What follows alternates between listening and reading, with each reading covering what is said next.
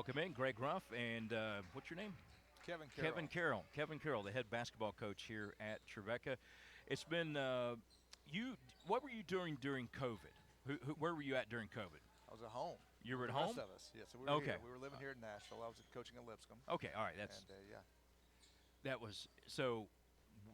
Going through what we went through the last 4 days is nothing compared to what we had to deal with in adjusting there.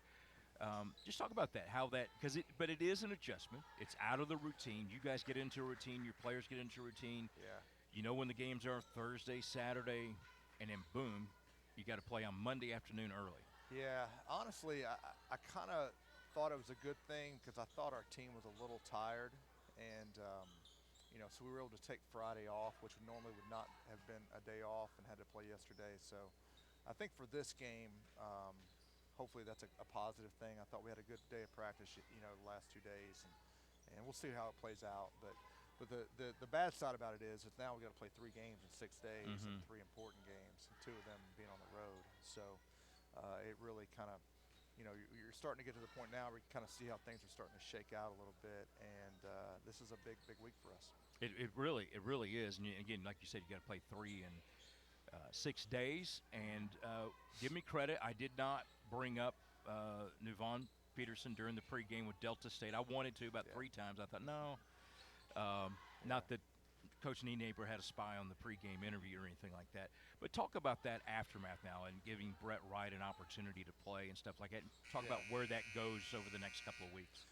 Yeah, I just think, we're dealing with Navon's injury, and he'll be out for a little bit of time. And, we're going to reinvent ourselves because we don't have another Navon Peterson on our team. I don't think anybody does. Yeah, I mean, he's just as versatile as they come, both offensively and defensively. He gives us a lot of different ways to play teams on the defensive end because he can guard 1 through 5. And now that's a little bit different, you know. So you're figuring out, okay, we're not going to have that. What do we need more of in lieu of that? So we made the difficult decision to burn Brett Wright's red shirt. His family and he were in full support of that, and we feel like he's going to be able to provide us some things that maybe Navon didn't, but that maybe we need more of. So it's interesting, and I don't know specifically that Navon was supposed to replace Pete Lambesis, but when Pete was done, you're at least me. I'm thinking, man, you can't replace that guy, right. Because of all the things he did. Well, Navon has done a pretty good job of providing some of the things, at least, that Pete uniquely could bring. But then he brought a couple of different things too. Yeah, every player is different. Yeah. I don't think you can replace Pete Lambesis. No. Next year we're not going to be able to replace Jalen Page. What you do is you just find a different combination that you stir the pot with, a different set of ingredients, and you maybe. Instead of making vegetable soup, you're making, broccoli cheddar, and but you're still trying to produce this unbelievable meal that comes out that the fans are able to take part in every weekend. This is for my wife. He said soup. I did not say anything about stew. We're having a debate on soup and stew at home. But talk about how do you do recruiting? And we don't have enough time to talk about all. Yeah. But when you do go grocery shopping, because that's what you're doing, to be able to make the soup or stew. What are you looking for? Yeah, I think versatility. We don't want 10 of the same players. Yeah. Obviously the way that we play, we need very versatile players. We need guys that have a different set of strengths. What we always say is, of guys who are athletic, skilled, high IQ, and versatility, we want somebody who's high in 3 of those 4. If you're find somebody who's got all 4 of those, they're probably going well above you, And but somebody who has 3 of those 4, or in some instances really high in only 2 of them, and you can develop a 3rd.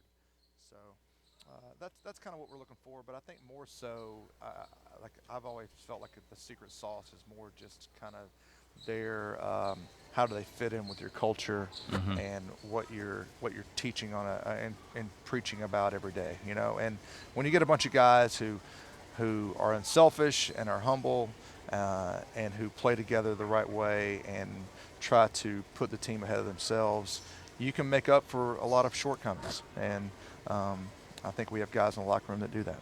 Who's your favorite NFL coach? Oh man, gosh. Current or former?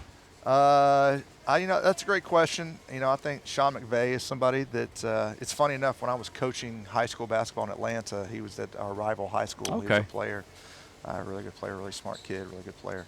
Bill Um, Belichick? Bill Belichick is definitely somebody you kind of try to emulate just because of his process mentality and how he goes about doing things. All right. Well, go ahead. I'm going to let you go ahead and answer it in the Bill Belichick way again. Okay. Tell me about Mississippi College. They're the next team on our schedule. They're, Yes. Yes. No, seriously. Like every team in this league, they're good. They Yeah. have arguably the best player in the league. He's a leading scorer in the league, who really makes them run, and they do a great job of getting him the ball. And he's a guy that you can't stop.